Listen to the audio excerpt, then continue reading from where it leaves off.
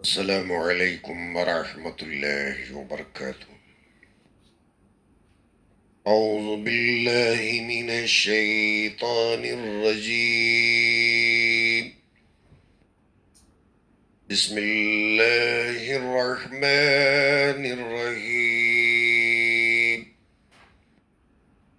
فلا اقسم بما تبصرون وما لا تبصرون، إنه لقول رسول كريم وما هو بقول شاعر قليلا ما تؤمنون، ولا بقول كاهن قليلا ما تذكرون، تنزيل من رب العالمين. ولو تقول علينا بعض الأقاويل لأخذنا منه باليمين، ثم لقطعنا منه الوتين، فما منكم من أحد عنه حاجزين. وإنه لتذكرة للمتقين، وإنا لنعلم أن منكم مكذبين، وإنه لحسرة على الكافرين، وإنه لحق اليقين. فسبح باسم ربك العظيم. صدق الله العظيم. اللهم صل على محمد وعلى آل محمد كما صليت على إبراهيم وعلى آل إبراهيم إنك حميد مجيد. اللهم بارك على محمد وعلى آل محمد كما باركت على إبراهيم وعلى آل إبراهيم إنك حميد مجيد. بارگاہ خداوندی میں ہم تمام غربا، فقراء، مساکین کی دعا ہے، مولا کریم محض اپنے فضل اور کرم سے ہم تمام کی مغفرت فرما دے، ہم تمام کے گناہوں کو معاف فرما دے، قرآن پر، سنتوں پر عمل کرنے کی ہم تمام کو توفیق عطا فرمائے، اور کل کو جو الیکشن کے نتائج برآمد ہونے والے ہیں، اللہ تعالی خیر کے معاملے فرمائے، ہم تمام کے حق میں اللہ تعالی فضل فرما دے، کرم فرما دے، آمین یا رب العالمین۔ یہ سورہ حاقہ کی آخری آیات کریمہ اللہ تعالی بیان فرماتے ہیں، بسم اللہ الرحمن الرحیم۔ شروع کرتا ہوں میں اللہ کے نام سے جو بڑا ہی مہربان نہایت رحم والا ہے۔ فلا اقسم بما تبصرون وما لا تبصرون، قسم کھاتا ہوں میں ان چیزوں کی جنہیں تم دیکھتے ہو اور ان چیزوں کی بھی جنہیں تم نہیں دیکھتے ہو۔ انہ لقول رسول کریم، بے شک یہ قرآن برگزیدہ پیغمبر صلی اللہ علیہ وسلم کا قول ہے۔ وما ہوا بقول شاعر، یہ کسی شاعر واعر کا کلام نہیں۔ قلیلا ما تؤمنون، تم ہو کہ بہت ہی کم یقین رکھ رہے ہو۔ ولا بقول کاہن، اور نہیں یہ کسی کاہن کا قول ہے قلیلا ما تذکرون، کہ جس کی وجہ سے تم بہت ہی کم نصیحت پکڑتے ہو۔ تنزیل من رب العالمین، یہ سارے جہانوں کے پالنے والے کی طرف سے اتارا ہوا کلام ہے۔ وَلَوْ تَقَوَّلَ عَلَيْنَا بَعْضَ الْأَقَاوِيلِ، اور اگر یہ پیغمبر صلی اللہ علیہ وسلم ذرا کچھ بھی باتوں کو گھڑ کر ہم پر بیان کر دیتے، لَأَخَذْنَا مِنْهُ بِالْيَمِينِ، تو ہم ان کے دائیں ہاتھ کو مضبوطی سے پکڑ لیتے۔ ثُمَّ لَقَطَعْنَا مِنْهُ الْوَتِينَ، پھر ان کی جان رگے جان کو قطع کر دیتے، کاٹ دیتے۔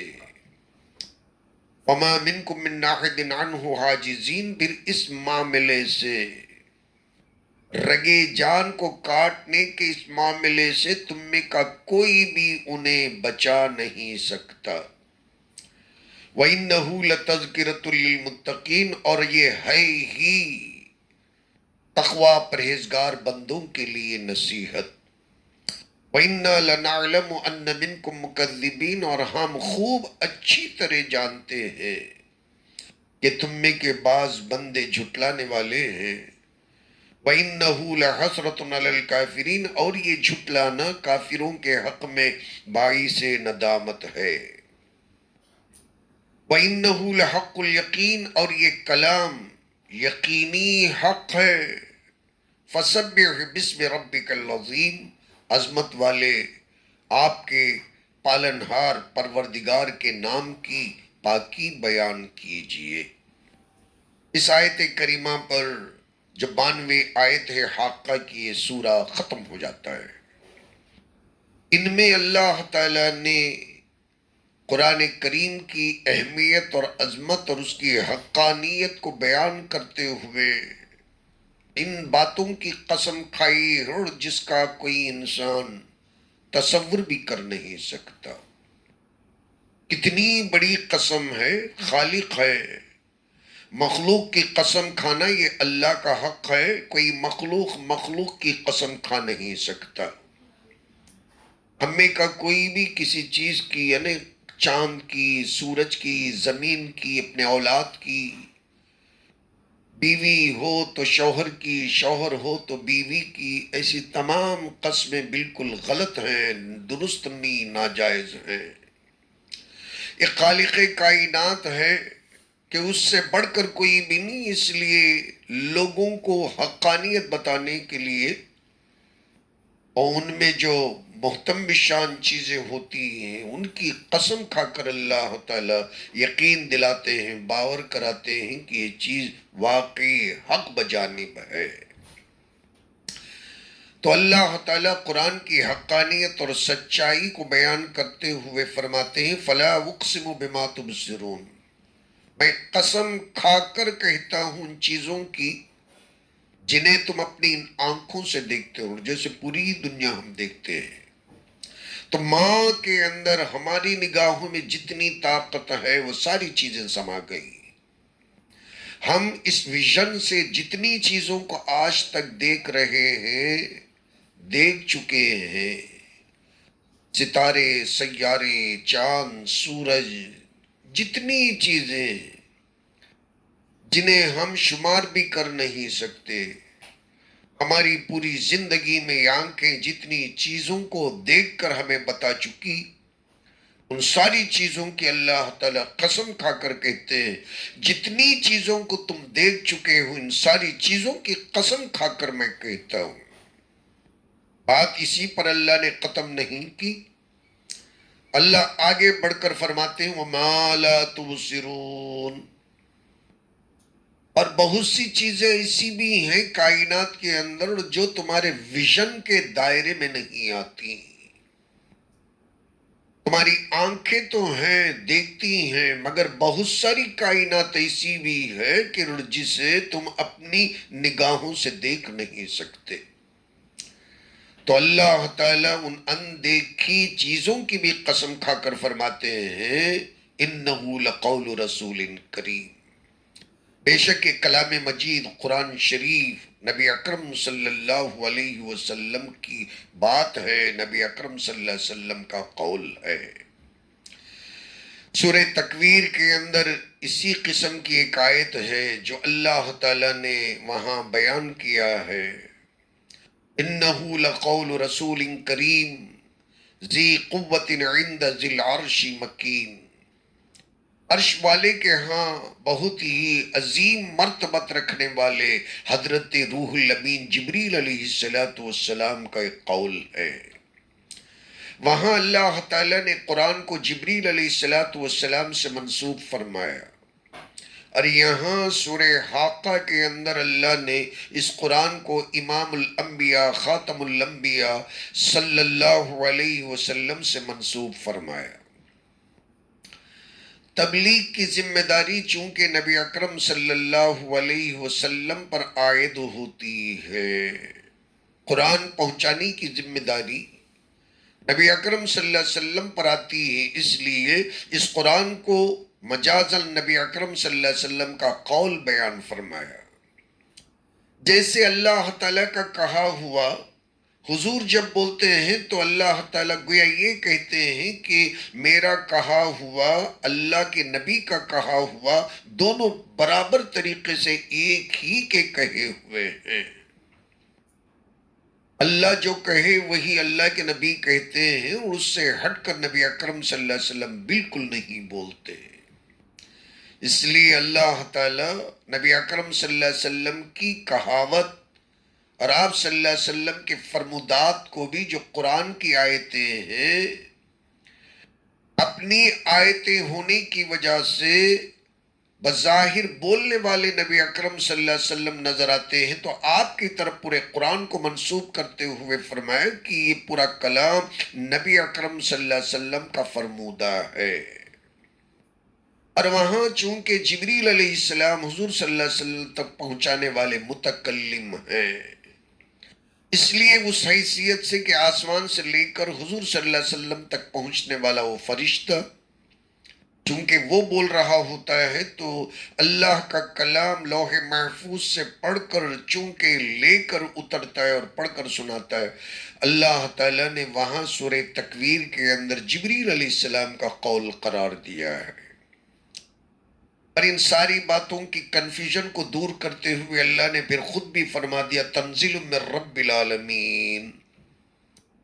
ورنہ یہ اصل میں حقیقتاً جبریل کا کلام ہے، نہ حقیقتاً نبی اکرم صلی اللہ علیہ وسلم کا کلام ہے۔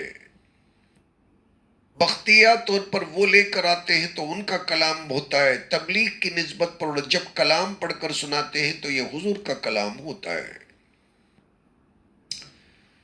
جیسے ہم جمعہ کے خطبوں میں بیانات میں قرآن پڑھ کر سناتے ہیں تو اس وقت میں ہماری زبان سے کلام ادا ہوتا ہے، حالانکہ یہ ہمارا کلام نہیں ہوتا، اللہ کا کلام ہوتا ہے۔ وقتیہ طور پر ہم پڑھ کر سناتے ہیں، ہماری زبان سے نکلنے والا یہ قول ہوتا ہے، کلام ہوتا ہے۔ اس وقتیہ طور پر ٹیمپرری طریقے سے اللہ تعالیٰ نے فرمایا کہ وہ جب لے کر آتے ہیں تو جبریل کا کلام ہوتا ہے، اور تبلیغ کی نسبت پر صحابہ کے سامنے، دنیا کے سامنے جب نبی اکرم صلی اللہ علیہ وسلم تلاوت کر کے پڑھ کر سناتے ہیں تو امام الانبیاء صلی اللہ علیہ وسلم کا ایک کلام ہوتا ہے، لیکن در حقیقت ان دونوں کا کلام نہیں ہوتا، یہ تو اللہ کا کلام ہے، تنزیل من رب العالمین۔ یہ دونوں جہاں کے پروردگار وحدہ لا شریک کی طرف سے نازل شدہ ہے، اتارا ہوا ہے۔ اس سے پہلے ابو جہل میں، ولید میں جو باتیں سننے میں آئیں کہ کوئی کہتا تھا کہ نبی اکرم صلی اللہ علیہ وسلم شاعری کرتے ہیں، اور تو کوئی کہتا تھا کہ نہیں ان کے پاس شیطان آ کر کوئی کا بات کہہ کر جاتا ہے، تو شیطان کی باتوں کو سن کر امام الانبیاء نعوذ باللہ ایسی باتیں کرتے ہیں، تو اللہ تعالیٰ نے دونوں کو کنڈم کرتے ہوئے فرمایا وَلَا وَمَا هُوَ بِقَوْلِ شاعر، یہ شاعر بھی نہیں ہے، شاعروں کا کلام نہیں، اور پھر فرمایا وَلَا بِقَوْلِ کاہن، اور نہیں یہ شیطان آ کر حضور صلی اللہ علیہ وسلم کو ڈکٹیٹ کراتا ہے، اور جو حضور صلی اللہ علیہ وسلم پڑھ کر سناتے ہیں۔ یہ کاہنوں کا بھی کلام نہیں، جادوگروں کا بھی کلام نہیں، شاعری کرنے والے کوی، کویتا بولنے والوں کا بھی یہ کلام نہیں، بلکہ یہ تو اللہ کا کلام ہے۔ پھر اس بات سے پوری بات ختم ہو جاتی ہے کہ یہ نہ جبریل علیہ السلام کا ذاتی کلام ہے، نہ نبی اکرم صلی اللہ علیہ وسلم کا ذاتی کلام ہے۔ اور آخر میں جو بات ہے نا، ذرا دل تھام کے سننا، میں 2 منٹ میں ختم کرنے کی کوشش کروں گا۔ وَلَوْ تَقَوَّلَ عَلَيْنَا بَعْضَ الْأَقَاوِيلِ، اب اللہ تعالیٰ کا جلال سننا کہ اللہ کیا بولتے ہیں۔ اور اگر تو جیسے کہتا ہے ابو جہل، ولید کان کھول کر سن لے، اور مکے کے کافر اور مشرک اور آج بھی قرآن کے تعلق سے پھسر پھسر کرنے والوں اور قرآن کی گستاخی کرنے والوں، کان کھول کر سن لو۔ اگر اس کلام کے تعلق سے تمہارے من کے اندر اگر یہ بات ہے، اور تمہارے دل کے اندر تمہیں شیطان یہ وسوسہ اگر پیدا کرتا ہے، نبی اکرم صلی اللہ علیہ وسلم خود گھڑ کے بیان کرتے ہیں، خود نبی اکرم صلی اللہ علیہ وسلم لکھ کر لا کر پڑھ کر سناتے ہیں، اللہ سے اس کلام کا کوئی تعلق نہیں، صرف حضور صلی اللہ علیہ وسلم جھوٹ بولتے ہیں، اور جھوٹ خود بولتے ہیں اور اللہ پر تھوم دیتے ہیں۔ اگر یہ تمہارا اپنا قول و قرار ہے، اگر تمہارا یہ خیال ہے، اللہ فرماتے ہیں اگر حضور صلی اللہ علیہ وسلم اللہ پر جھوٹ باندھتے ہیں جیسا کہ تم سمجھتے ہو، پھر تو ہم انہیں مضبوطی سے پکڑ لیں گے کہ وہ ہلنے نہ پائے۔ پھر ہم ان کے رگے جان کو، جو دل تک پہنچنے کی جو رگ ہوتی اور جس سے زندگی بنی ہوتی، اللہ فرماتے ہیں ہم ان کے شہ رگ کو کاٹ دیں گے، اور پھر ان کو اس مسئلے کے اندر، اس معاملے کے اندر، اس سزا کے اندر کوئی بھی بندہ تمہارے اندر انہیں رگے جان کو کٹتے ہوئے انہیں اس سزا کے اندر مبتلا بچانے والا کوئی بھی نہیں ہو سکتا ہے۔ اللہ تعالیٰ غصے کے اندر، جلال کے اندر اس کی عظمت کو بتانے کے لیے نبی اکرم صلی اللہ علیہ وسلم کے تعلق سے بیان کرتے ہیں کہ آپ اتنے معصوم ہیں کہ ایسا کر ہی نہیں سکتے، اللہ سے ڈرتے ہیں، امام الانبیاء ہیں، حبیب اللہ ہیں، زندگی کے اندر جنہوں نے دنیاوی معاملات کے اندر کبھی جھوٹ نہیں بولا، پورا مکہ اس بات کی گواہی دیتا ہے، صادق الامین، امانت دار بھی ہیں، سچے سچے ہیں۔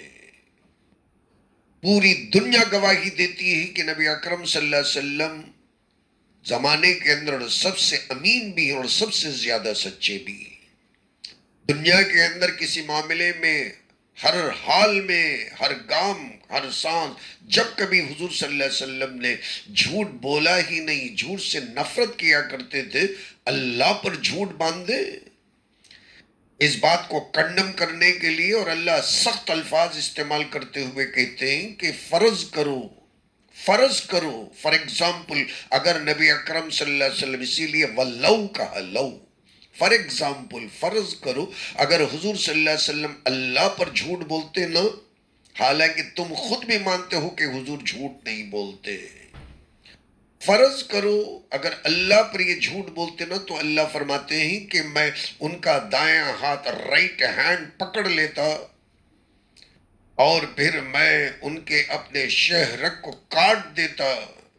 مرنے سے نبی اکرم صلی اللہ علیہ وسلم کو نعوذ باللہ تم میں کا کوئی بڑے سے بڑا پہلوان بچا نہیں سکتا۔ پھر بھی اللہ فرماتے ہیں کہ وَإِنَّهُ لَتَذْكِرَةٌ لِّلْمُتَّقِينَ، یہ پرہیزگاروں کے لیے نصیحت ہے۔ اور اللہ خوب جانتے ہیں کہ قرآن کو کون کون جھٹلاتے ہیں۔ جھٹلانے کا مطلب یہی نہیں کہ قرآن کو اللہ کی کتاب نہ مانے، مگر جن آیتوں پر عمل کرنا ہے، عمل کرنے کی ضرورت ہے، ان آیتوں کو اٹھا کر بالائے طاق رکھ کر نانی اماں کی بات مان لینا، دادی امی کی بات مان لینا، یہ بھی ایک قسم کی تکذیب اور اللہ کے کلام کو پیٹ پیچھے ڈال دینا ہی ہے۔ جہاں جن جن مواقع پر قرآن پر عمل کرنا